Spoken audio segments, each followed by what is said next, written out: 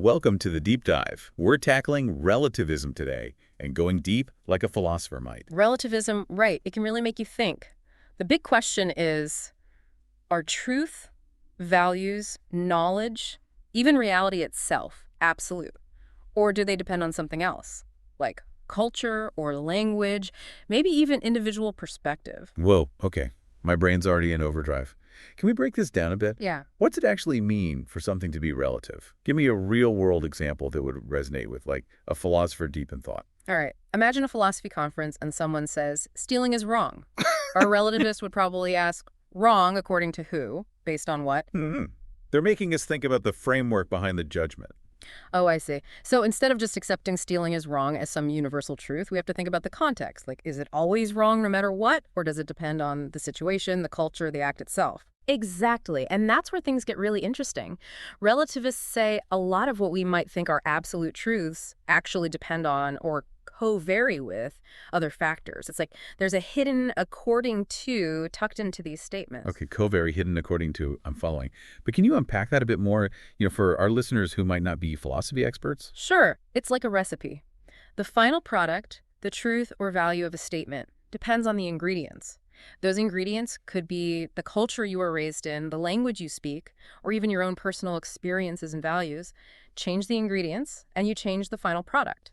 So stealing is wrong might be true in one culture, but not in another with different cultural ingredients. Precisely. That's what's challenging and so exciting about relativism. It forces us to think differently about the very basis of knowledge, of morality, of how we see the world. My head's already spinning, and we haven't even gotten to the different types of relativism. There's cultural conceptual truth relativism, a whole bunch. But before we get into that, why would anyone think relativism is true? It sounds a little chaotic, right? I get that. It can seem like anything goes morality or that there's no truth. But the arguments in favor of relativism usually start with a simple fact. Throughout history and across cultures, people have had a huge variety of beliefs, values, and ways of life. Oh, absolutely. Just Yeah. think about how differently ancient civilizations saw the universe compared to what we know from science today. Or how arranged marriage is normal in some cultures and totally unacceptable in others. Exactly. And for a relativist, this diversity isn't just a quirky fact of history. It shows that there might not be just one right way to see the world. They'd say what we think of as true is often connected to our culture, our language, our individual perspective. So are you saying believing in, say, witchcraft could be true for one culture but not for a scientist? Wouldn't that mean we have to accept any belief, even dangerous ones? That's a key point. And it brings up a huge debate about relativism. How do we respect different viewpoints while still holding on to things we see as crucial, like human rights or rejecting violence? Yeah, that's what I'm struggling with. If everything is relative, how can we say anything is truly wrong, like oppression or injustice?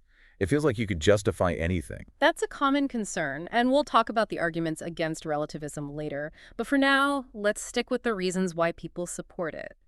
Even if you don't agree with the relativist view, understanding their perspective can help you think more critically about your own. Okay, that makes sense. So we have cultural diversity as a point for relativism. What else? Well, there's the simple fact that people disagree. Think about all the debates that have gone on forever in philosophy, ethics, even science. If Yeah. there were absolute, objective truths in these areas, wouldn't everyone agree eventually? That's a good point. Like, if there's one real answer to the meaning of life, wouldn't someone have figured it out by now? Right. Relativists would argue that these constant disagreements, the lack of universal agreement, suggests that maybe there isn't one right answer. Maybe truth, at least sometimes, depends on your perspective or framework. So maybe everyone's got a piece of the truth relative to their own little bubble. You got it. But of course, this raises another issue. If everyone's truth is so different, how can we even talk to each other or understand each other? That's something relativists need to address. Okay, I'm seeing how relativism could be appealing, but there are some problems too. It's a tough one. Before we get too lost in this, let's get into the different types of relativism, starting with. Actually, before we move on to the varieties, there's one more way to define relativism I should mention. It's more technical, but important. It's called the hidden parameter definition. Hidden parameters. Sounds complicated. Tell me more. Okay, imagine you're back at that philosophy conference and someone says, this new ethical theory is totally justified. Someone using the hidden parameter idea might ask, justified by what standard? What framework are we using? The idea is that claims about truth, knowledge, or justification often depend on a specific parameter or domain that isn't always stated directly. It's like a secret relative to hanging out in the background. So instead of saying this theory is justified, they'd have to be more specific, like it's justified according to utilitarianism. Exactly. And for relativists, this hidden parameter isn't just about being precise with language, it's a fundamental idea about truth itself. They argue that these parameters, these frameworks for judgment, are built into the very way we think. Wow. So truth or justification isn't just a standalone thing. It's always connected to a system of understanding. Exactly. And now we can get to the exciting part, exploring the different types of relativism. Each one focuses on a different aspect of how truth, knowledge, and value can be relative. Ready to jump in? Let's go. I'm all set for some serious brain work. So let's dig into some of these different relativisms. We've touched on cultural relativism, but let's really unpack it. Yes, please. I'm still trying to wrap my head around how a belief in, say, witchcraft can be true for one culture but not for a scientist. It's like saying every belief is equally valid, even if it contradicts what we know about the world today. Yeah, that's a common misunderstanding about cultural relativism. It's not about saying all beliefs are equally true in some objective way or that we should just stop thinking critically. It's more about recognizing that what a culture considers true, especially when it comes to values, norms, and how they see reality, is tied to their history and social context. So, like for the Izandu people we talked about, witchcraft isn't just some random superstition. It's a whole system of beliefs that helps them understand the world, their relationships, their place in everything. Right. Cultural relativism encourages us to approach these systems with humility and respect. It helps us see that our own Western scientific worldview is just one of many. It's like, you wouldn't judge a jazz song by the standards of classical music, would you? Each has its own logic and beauty. Okay, I'm getting that. Yeah. But doesn't this get tricky? If we can't judge other cultures, do we have to tolerate everything? Even things that seem harmful or wrong? What about a culture that believes in human sacrifice? That's the big question. And it's one philosophers have been debating for a long time.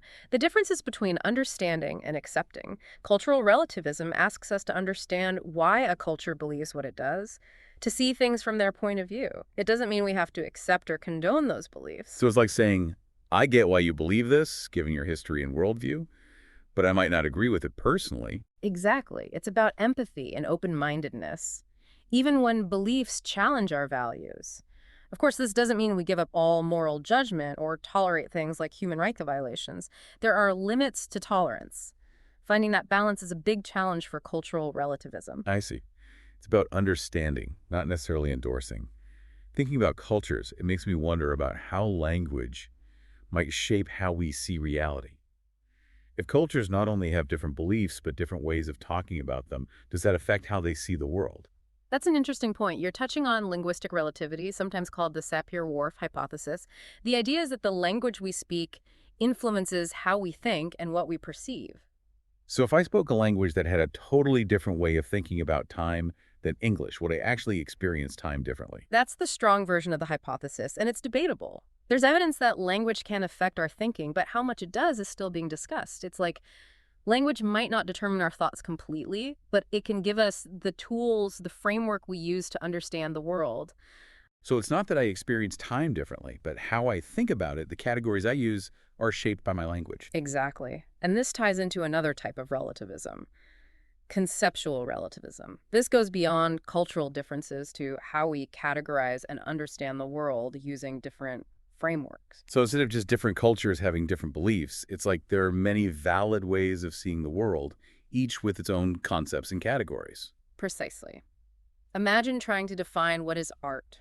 What's a masterpiece in one culture might be nonsense in another, and there's no one right answer.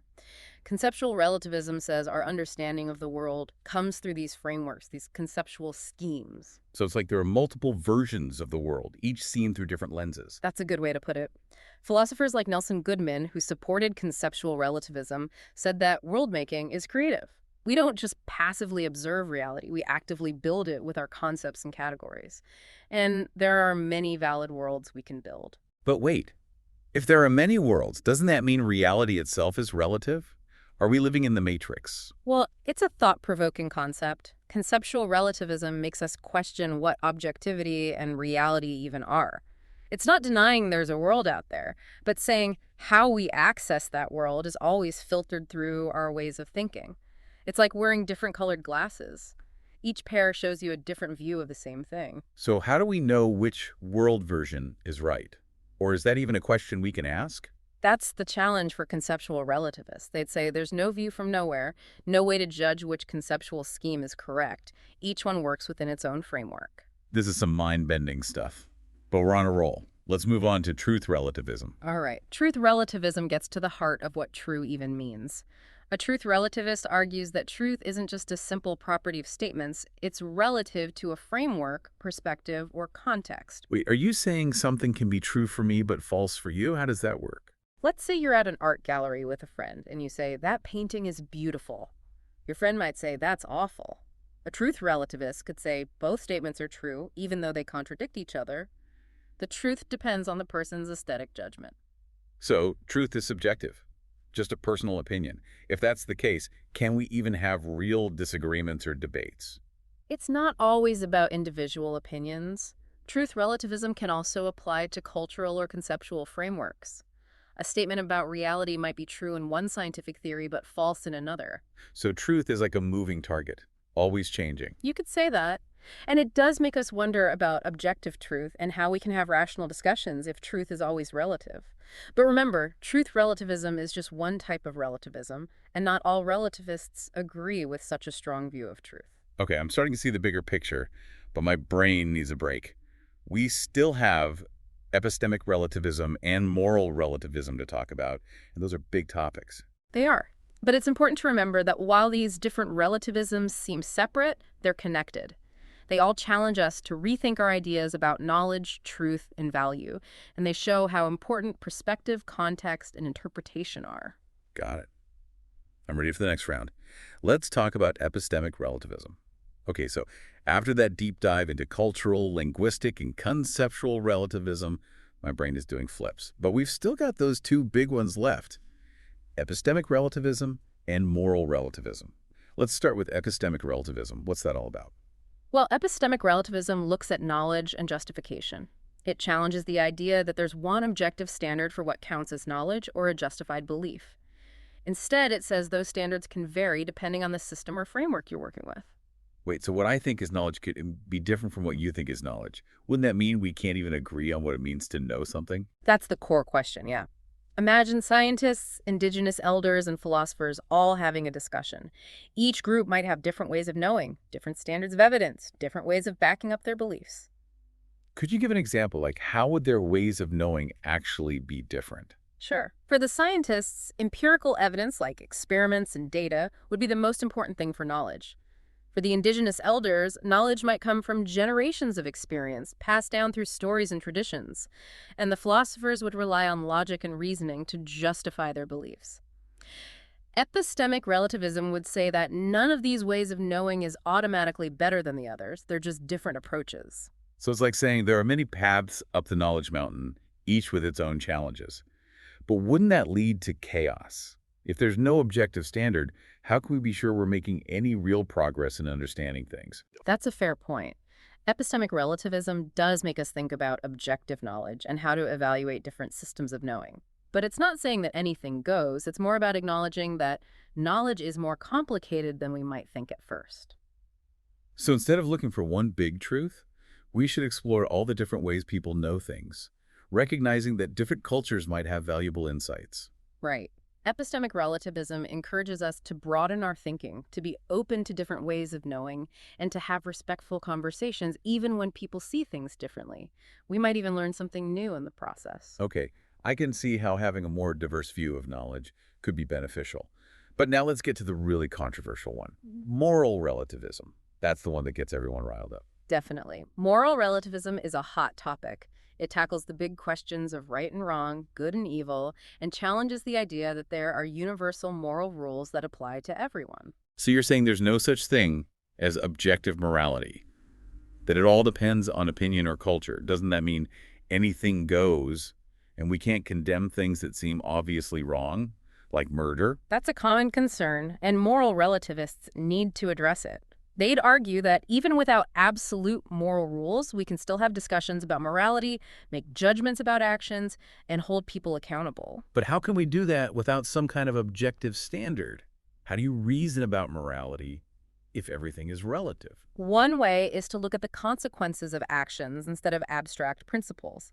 Even if there's no universal right or wrong, we can still see if an action leads to well-being, reduces suffering, or helps create a just society. So instead of saying stealing is wrong because of some rule, we'd say it's wrong because it hurts someone and breaks down trust. Exactly. It's a more practical approach that considers the situation. What's right in one case might be wrong in another. That makes me think of the trolley problem, where you have to decide whether to let one person die to save five others. There's no easy answer, and people have different gut feelings about what's right. That's a great example. It shows how moral relativism can help us see how complicated ethical problems are.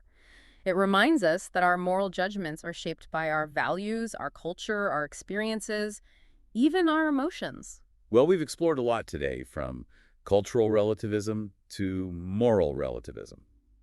My mind is full. Any way to sum it all up? Is there a common thread that runs through all these different kinds of relativism? It's interesting, right? Even with their differences, all forms of relativism share a distrust of absolutes. They question the idea that there are universal truths or values that apply to everyone, no matter what. So it's not just about saying everything is relative. It's about understanding how perspective, context, and interpretation shape our knowledge, values, and even what we think of as truth. Exactly. Relativism, in all its forms, pushes us to challenge what we think we know, to be more aware of our own biases, and to be open to different ways of thinking and experiencing the world. But that doesn't mean we give up on the idea of objectivity or truth. Right. Relativism isn't about saying anything goes. It's about understanding that truth, knowledge, and morality are more complicated than we might think. So maybe relativism is a way to have deeper, more thoughtful conversations about the big questions, knowing that there might not be one right answer. I think so. It's about acknowledging the messiness of human experience and seeing how different perspectives can be valuable. I started out a bit skeptical about relativism, but after exploring all this, I'm seeing how interesting it can be. It's a thought-provoking way to see the world. I'm glad to hear that.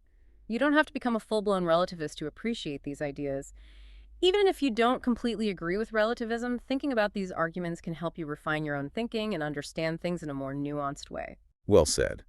And for those who want to go even deeper into this, I recommend checking out the Stanford Encyclopedia Philosophy's entry on relativism. It's a great resource for all the different viewpoints. Absolutely. It's a great place to start for anyone who wants to explore these ideas further. Remember, philosophy is all about asking questions, challenging what we think we know, and expanding our understanding of ourselves and the world. On that note, we'll wrap up our deep dive into relativism. Thanks for joining us. Until next time, keep those philosophical gears turning.